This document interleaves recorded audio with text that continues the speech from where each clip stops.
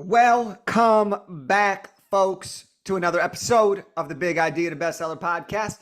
Today, we are going to be talking about making some money, all right, and building your money machine with the one, the only legend himself, Mel Abraham. Mel, welcome to the show. Jake, it's so good to be here, man. Thank Dude, you. I'm fired up for this, all right, because we got to talk about something that a lot of people are scared to talk about or don't want to talk about, but need to talk about. And you have your book, Building the Money Machine, coming out tomorrow. Okay, it's coming out tomorrow. Everybody make sure to grab yourself a copy. But let's dig right in. Mel, you are a 4-decade plus money expert, CPA, absolute living legend amongst the entrepreneurial community and those that want to have financial freedom beyond belief. So, how and why did this book come to be? Oh my God. Here's the thought behind it. I was actually speaking. Let me go back because I shut my businesses down. Okay. Back in 2019, they found a 5-centimeter tumor on my bladder, and said I had cancer, which no one should ever have it, but I had none of the risk factors, not a smoker, not a drinker, no one in my family had it. But it was really scary because they said, look, it's on the prostate. We might have to remove the prostate. We might have to put a bag and a tube in for the kidney. You might lose your bladder, and it's cancer. You could lose your life. Like, oh, shoot. And so what I had to do was fight the cancer. The way I did it is I said, shut everything down. I said, this is the only thing in my life. This is it. I'm going to beat this demon. I'm going to beat this demon.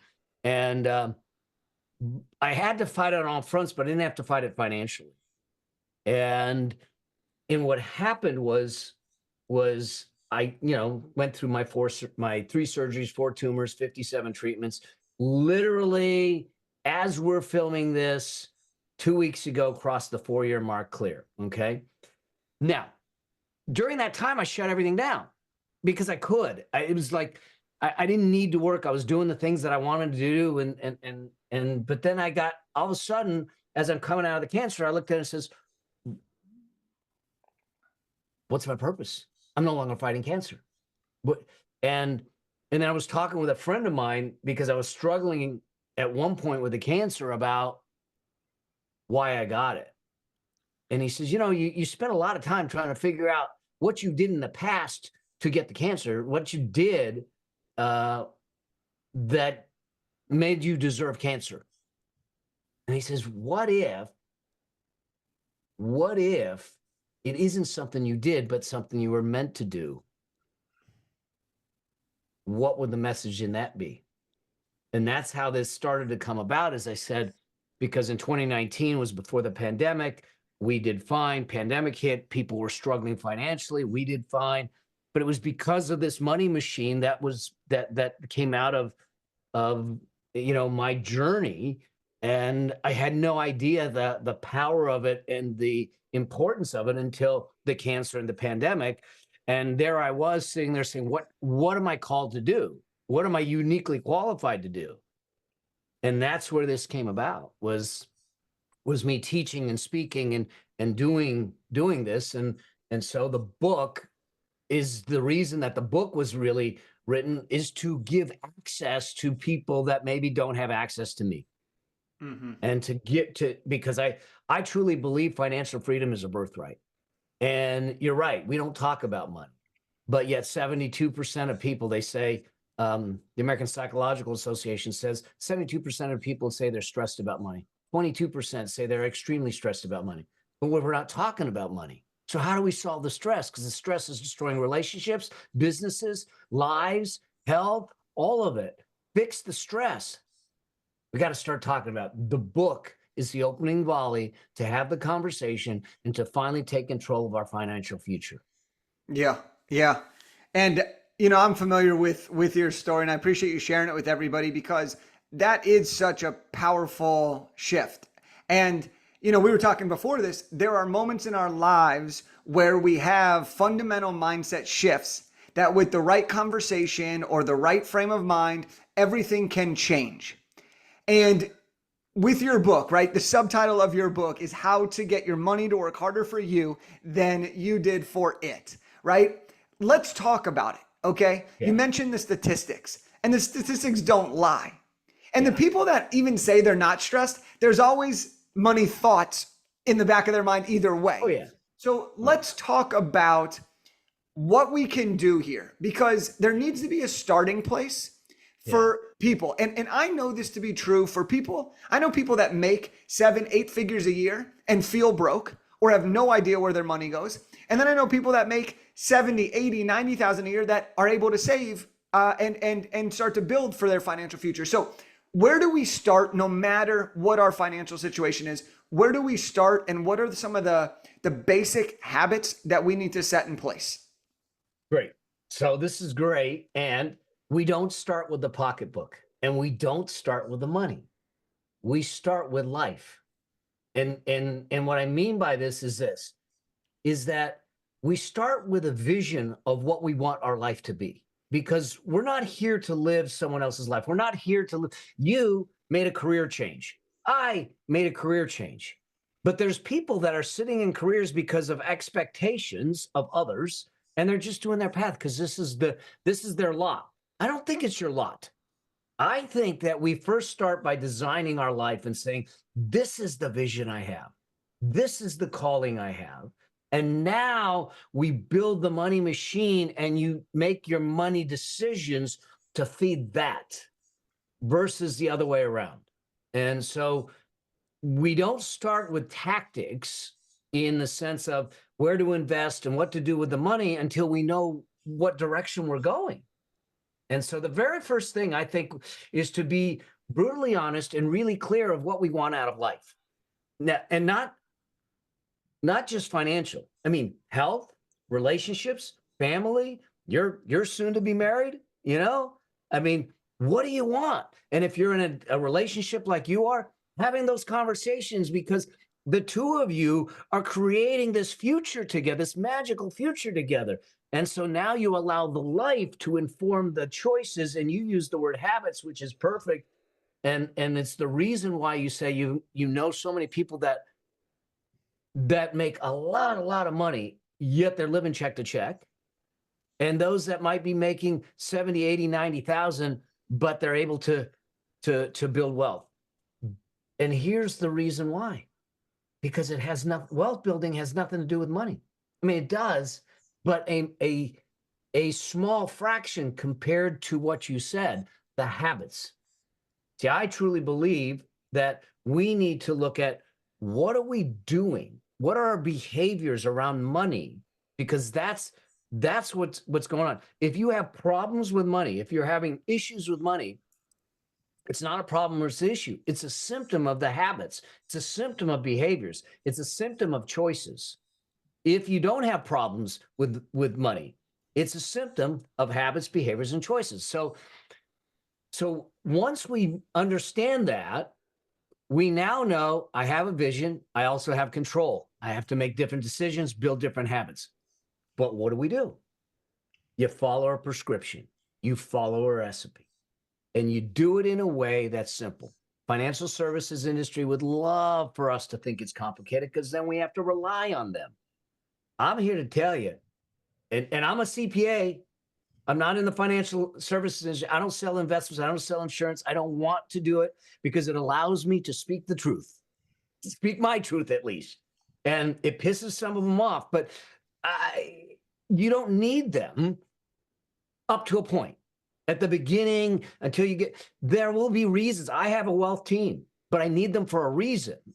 And they're working a reason. But when you first start out, follow a recipe, follow a prescription, make it simple. Here's what I would do first. First things first, we need to get really, we know where we're going. We need to get really clear where we are. Not for judgment, not for critique, but for awareness. So, am I in debt?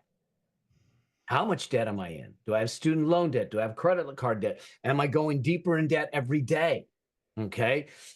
Be real, because until we're real, we can't do anything. So I want to know where you're at. If we're in debt, then we're going to have to figure out how to get you out of debt. Well, first things first, we have to figure out how to stop digging the hole if we're going deeper in debt. And I'll give you the process. It's called the wealth priority ladder. At least the first elements of it, we can get it. I go in deep into it in the book. So once we know where we're at and we know where we're going, we now know the void we're trying to fill. And that's the game we're playing, is to fill that. And the reason we do it this way is because we need to run. You will never win a race that isn't your race. We got to run our race. And so now you know what your race is, and everything you do is for your race, not the neighbors, not what's on media, not what's on TikTok, not what's on social media, not your best friends, not your parents, not your children, but yours. So now, how do we do this? There's a process that I found that will help build wealth while creating safety. So I think of things and say, I want safety first, growth second. So all the decisions I make are to minimize the risk and the exposure and maximize your ability to grow. So the first things first, we call it a comfort fund. I want someone to get $1,500 or 1 month's expenses in a high yield savings account. Now, this isn't an emergency fund. This is oh my God, I don't want to go in the ditch if something happens. This is the thing that's going to stop us from digging a hole, okay, or digging deeper. And so it's to take care of the medical deductible that might come due because of something. It's to take care of a transmission. It's to take care of a short-term need that doesn't trip you up. Now, some people will say, well, how do I do that? I don't have the cushion.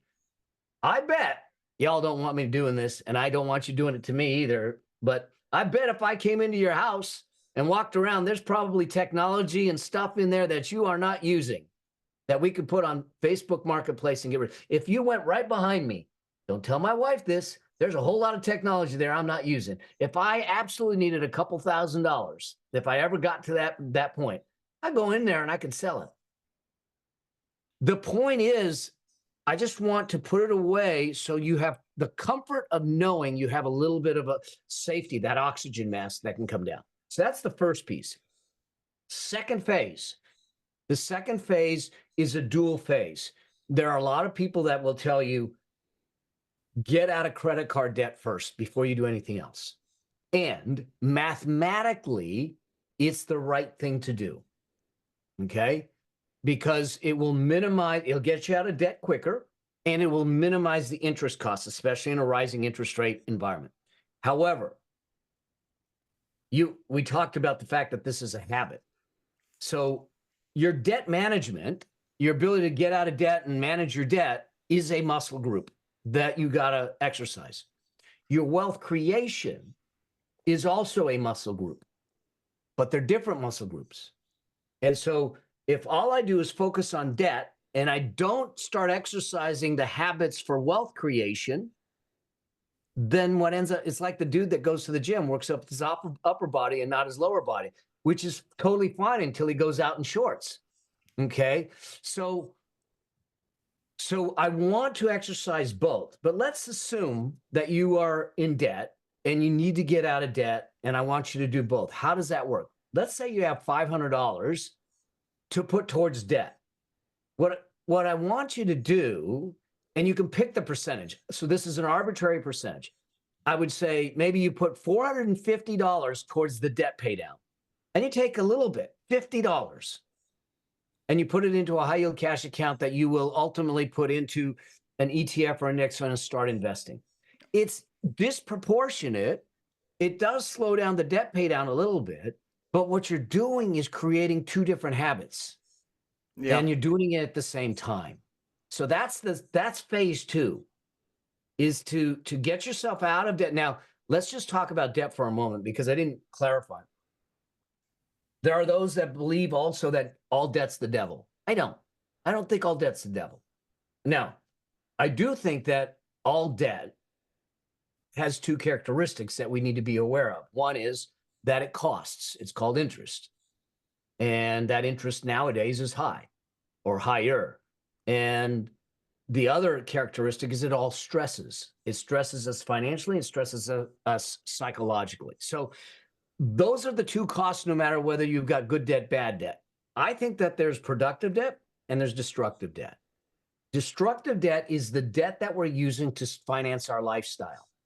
It is for consumables. It's the big screen TVs. It's the luxury stuff. It's the cars that we're financing over 10 years or some crazy thing like that. It is consumables that you are putting on a payment plan because you can't afford them. And you're robbing your future to have that today. That's the stuff that you cannot do. That is the stuff that we have to stop. This isn't about you looking wealthy. This is about you being wealthy. And so I'd rather be than look. And we get caught up in all the temptation from media and all that stuff. So destructive debt is for consumables. That's the one to avoid. Productive debt, though, that's the stuff that will increase your cash flow over time or increase your wealth over time. So it could be a mortgage on a rental property. It could be putting Facebook ads on a credit card so you get a multiple back in sales. That's constructive debt because you're using it. Now, you still have to manage it and you still have to be smart and strategic about it, but it is allowing you to magnify your wealth and your cash flow over time. That I'm cool with if it's managed. And so those are the two types of debt. And now we say, all right, we're going to get out of debt. The rest is going to go into that high yield savings account. This is where we start to build what people call an emergency fund. I call it a peace of mind fund. They say 3 to 6 months. I have said for years, that's too short. 9 to 18 months, 9 to 18 months, call it 12 if we average it. The reason for it is that I think we need much more runway. And why I have such a wide range is it depends on your situation. You know, if you're single, you got no kids, you're young, you don't have a house payment, maybe you can go down to the 9 months. If you have kids, you're the only person, you're the only one that's making money in the family, your spouse is stay at home, then maybe we got to push it a little bit to give you some leeway to cover yourself. If you have a job that is a unique job that isn't easy to find, then maybe we have to extend it. If you are older and you're coming to your later years where you're thinking of slowing down on your active income, maybe we got to extend it. So it's not dogmatic and saying, no, you got to have that. It's about being smart and strategic with what your circumstances are. And when we build that. And so at the same time we're building that peace of mind fund, we're getting out of debt. Those are the two things that are happening in phase 2. And once I complete one of them, either I fully funded it or I've gotten myself out of the destructive debt, I then move that money to investing, the freedom part of the wealth priority ladder. Now we start to invest. Now we start to put it to work for us and do it from that perspective. So safety first. Now we're in the growth stage. Now we're trying to build. I love it. I love it. And I like the reframe of, instead of emergency fund, it's the peace of mind fund, because I have found personally that when I have my financial situation focused around like peace of mind, it allows me to put the numbers that make sense for me versus the emergency fund feels like I'm doing what I'm supposed to do. And that's a huge, huge shift. And that's for me when I really started to understand my own money game, right? And like, I remember when I came out of college with the significant amount of student loans that I had, I learned the concept of kind of like flexing both of my muscles of understanding too, what were those interest rates? What were the interest rates that I could get from a general investment, S&P 500, versus what were my student loan interest rates? And some people said, well, no, you got to pay all your student loans down first. Some people were like, well, invest. And some people were like, well, run the numbers. If you're getting 6% versus 9%, well, do the minimum on the 6% and the maximum on the 9%. And what I realized through all of that was exactly what you said. Do what works for my game. And for me, I got so tired of trying to just pay off the debt over and over and over, the loans and loans and loans. I said, I feel like I'm not building. I feel like I'm just paying this off. And it felt like my work wasn't worth as much. And so what I did was I started to shift that, and that allowed me to feel better in that space, ultimately allowing me to start building wealth, getting excited about building wealth while also still paying off those student loans. And that's been a huge win for me personally. And it's exactly what you're talking about. Oh man, I love hearing that. Yeah, it's just a different way to look at it. Um, the other thing to think about is this. We tend to believe that our wealth creation is linear, but it's not. Like if we say, oh, I got to make $1 million and I want to do it in 10 years. So you assume that, okay, that's $100,000 a year. It's not the way it works. Think about it this way. $10,000 a year at 8%. To get to the first $500,000, so your first 100,000 is the most difficult. At $10,000 a year at 8%, it will take you 7.6 years to make your first 100,000. Okay. It will take you 20.6 years to get to 500,000. But to get to that million, that last 500,000 only takes 7.5 years. It's not linear. That's why, that's the whole premise of the subtitle, getting your money to work harder for you than you did for it.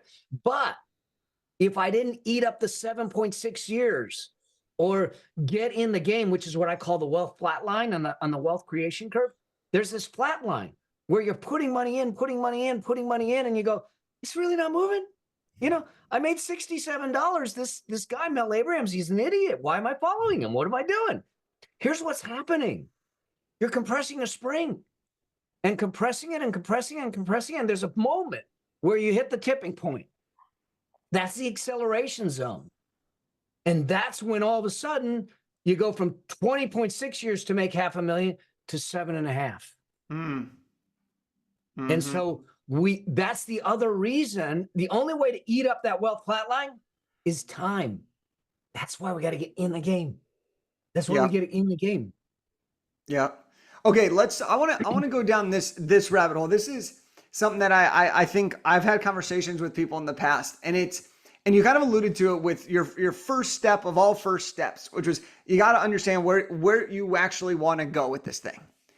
How do you personally, and what are your beliefs around living the life that you want to live, but also making sure you're doing the things to build your wealth at the same time, and not saying, well, I'm just going to build now because I want to have all this time with my money working and that spring compressing, but I also want to enjoy my life, right? Because there can be that, it's like entrepreneurial guilt, right? In a lot of ways, or just general, some people could feel it in guilt, regardless if they're entrepreneurs or not. How do you personally dance between the two of like living the life you envision and want to live, while also still making choices for your own game to set yourself up for the future?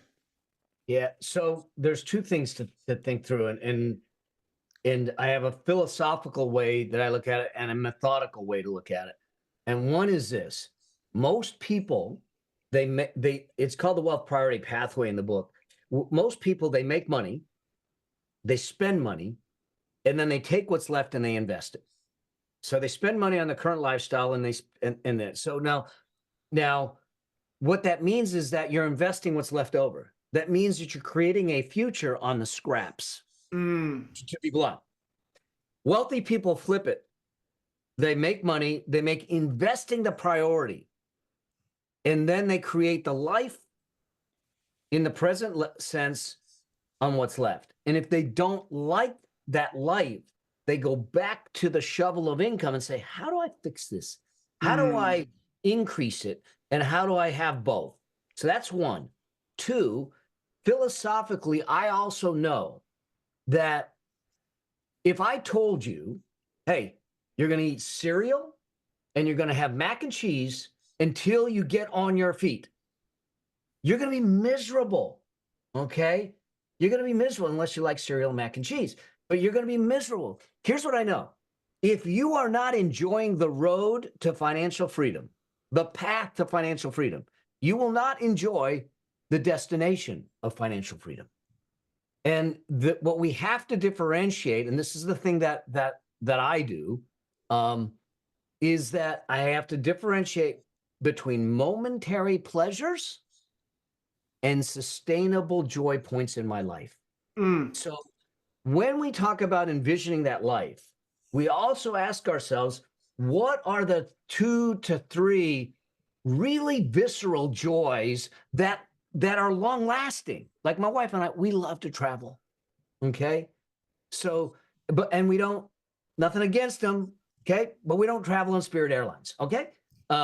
You know, and so we love to travel. That brings us so much joy, connection, memories, richness in our life. So we make sure that as part of the plan we put together, that we are funding that. And so we have 2 or 3 of those things that really matter to us, and the rest are momentary pleasures. And if we can do it, great. Responsibly, great. And if we can't, it's off the table. But we know that the things that actually matter to us are being taken care of. So I would prioritize them and say, okay, that is the life I want. I can't have everything today because I'm not in a position to do that as yet. And so I'm going to look at it and say, what are the things I want to make sure I have? And you put those 2 or 3 things on the list. You make sure that you're funding those. You take care of those because that's going to carry you as you're building. And then as you're building and you have a little more excess, you can go, let's throw some more in. Let's throw some more in. And so that's the way I kind of look at it as we start to build it and work from there. Here's the thing to be very careful of. Do not forsake what you want most for what you want today. Because that's when we get into trouble, because what we typically want today is driven by temptation. It's driven by peer pressure. It's driven by keeping up with the Joneses. It's driven by what we might see in the media or social media, but it's not driven by our values and the value we really want. I like that. Because I think that when you look at like money and you think of these different things, I think of like where I want to go, right? As you're talking about this, I'm getting all these ideas, and it's like, I know that like for me, I'll spend more on my living situation because that's important to me. I work from here. I spend a lot of time here. I sleep here. I eat here. Like that's important to me. And I have to personally remember that maybe I spend more than what all the gurus or the articles say you should spend on your rent or your house. But that brings me a lot of joy and a lot of comfort. And that's where I would rather spend money than spending money on clothes or other things that for some people is very important to them. And it goes back again. What is the game that you're playing, not the game you think you're supposed to play based on the expectations? Without a doubt. And I typically will not tell someone, don't spend. All I want everyone to do is to be conscious, aware, and intentional. So watch this. I get my hair cut by a kid who's 23 years old. Okay. Doesn't take long these days. And I get in there, he knows what I do, and he tells me that, hey, my good friend just bought a $5,000 watch. And I go, oh, that's cool. And I love watches. And I said, does he make a lot of money? He says, no, he's 21 years old. I go, okay, well, why did he buy a $5,000 watch? He says, his friends thought it was cool. I said, all right, can I do some math for you?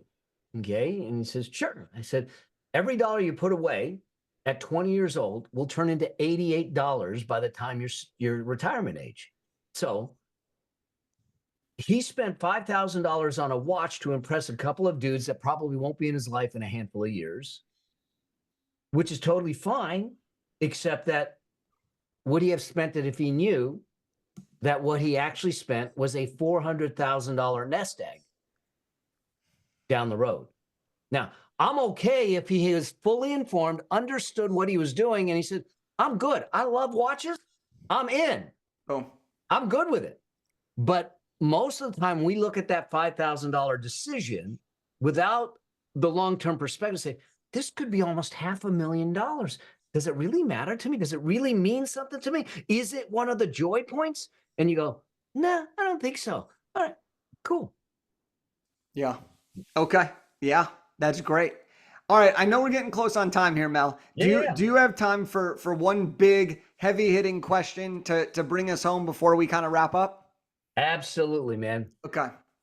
A lot of people that listen to this are entrepreneurial. Okay. Now, I've seen it in my own experience, the clients that I coach, the coaches that I've hired. There are different levels of entrepreneurial finance, both from a income standpoint and from a sales and revenue standpoint, as well as expenses. My question here that I want to dig in, and this is I said heavy hitting, this is a heavy hitting question here, is when entrepreneurs play the finance game, there is a lot of talk around how they should reinvest their money. Should it be, oh, I can put it in the stock market at 9 to 10%. Oh, should I put it into real estate? The business is going good. Let me put it into real estate. Or there's the thought, oh, my business, every dollar I put into ads or invest in myself, I have a higher than that ROI. My question to you is, are there different thoughts and frames and mindsets that entrepreneurs should be taking at different stages of their journey? The short answer to it is actually yes. So in the book, I talk about the wealth priority ladder. When we get to that freedom, the freedom level, okay, that phase, I actually break down the sequence of investing. What do you go into first? Remember, safety first, growth second.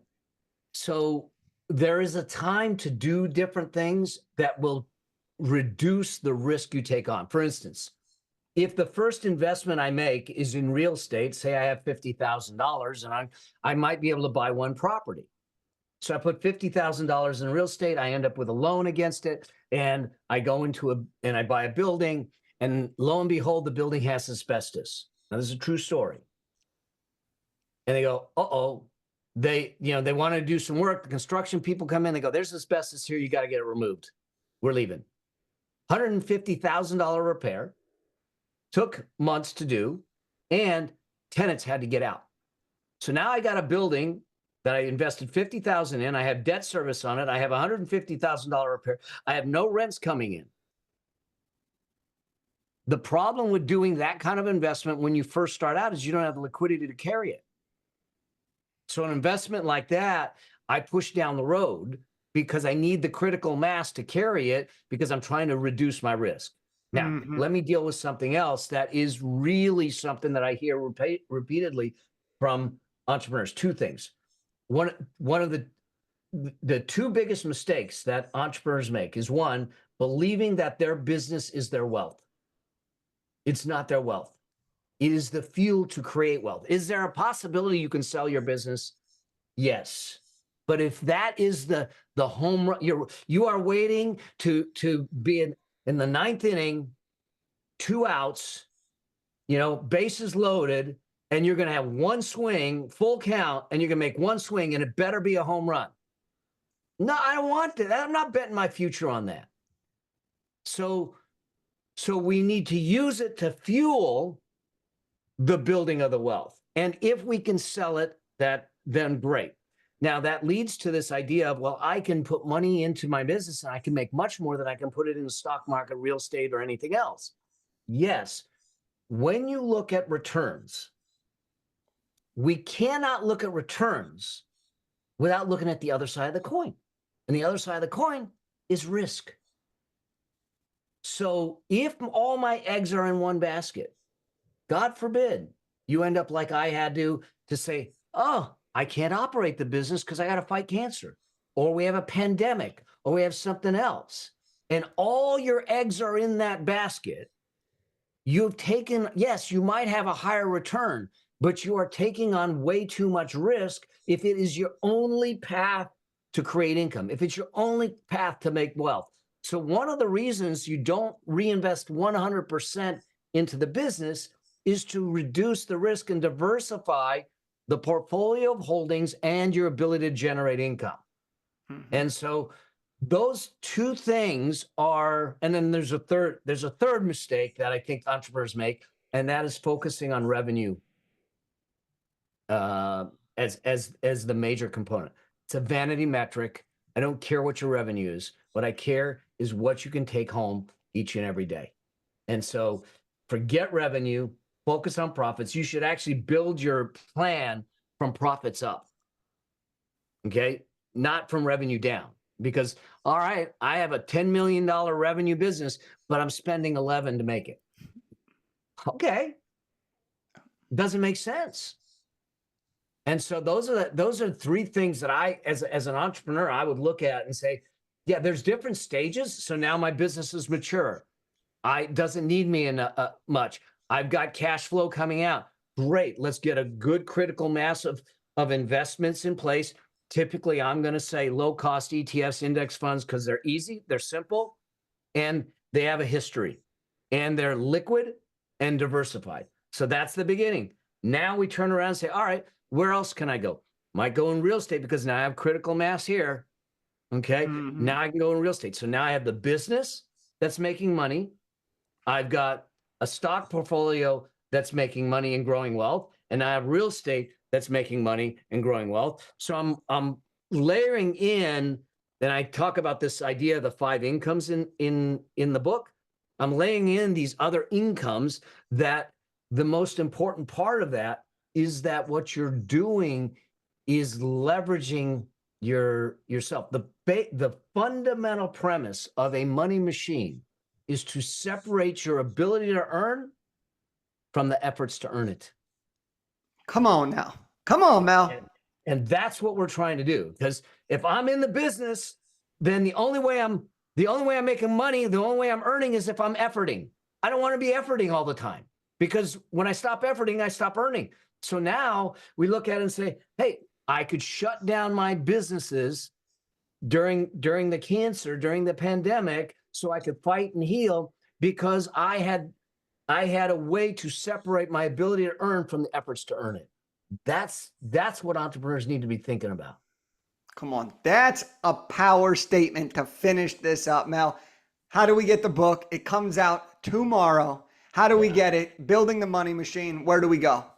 You go to yourmoneymachinebook.com. Now, if you go there, you'll go there. You'll see different booksellers. So it doesn't matter whether you're in the UK, whatever. Find the right bookseller. Get the book there. Come back to that same page. Put your receipt in, because when you put your receipt in, I'm going to give you and it's all listed on that page. I'm going to give you a bunch of wealth resources to help accelerate you, support you on this journey. Because here's what I know: buying the book, that's going to do me some good. It might put me on some bestseller list somewhere, but that doesn't matter. It's going to put some money in Jeff Bezos' pocket. He doesn't need the money. Reading the book is going to fill your mind with hope, with a path, an understanding, a possibility, but it won't change your life. I want you to do the book. I want you to live the book. And so I created some bonuses and some things, including an action guide, a workbook that's going to help you do the book. Because on June 11th, when this book comes out, this is the first day of a whole new financial destiny if you choose to take it on, and that we start moving from there.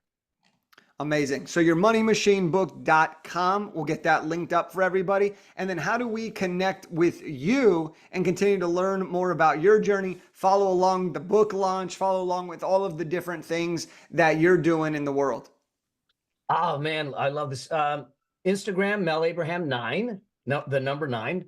And then my YouTube channel and my website, melabraham.com.